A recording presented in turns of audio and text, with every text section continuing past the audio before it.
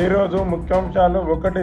దేశంలో అన్న చెల్లెళ్ళు, అక్క తమ్ముళ్ళు బంధానికి ప్రతీక రాఖీ పండుగ భక్తి శ్రద్ధలతో జరుపుకుంటారు. 2. రైతు రుణమాఫీ కాలేదని ఆందోళన చేస్తున్న రైతులకు వ్యవసాయ శాఖ ఆధారు, పాస్బుక్, రేషన్ కార్డు సరిగా లేని వారికి పెండింగ్లో ఉన్నవి వ్యవసాయ శాఖ అధికారులను కలిసి సరిచేసుకుంటే వారి ఖాతాలో జమ అవుతాయని అధికారులు తెలిపారు. 3. సెప్టెంబర్లో జరగనున్న యాపిల్ నెక్స్ట్ ఈవెంట్ ద్వారా ఐఫోన్ 16 ప్లస్ మోడల్ మార్కెట్లోకి రానుంది.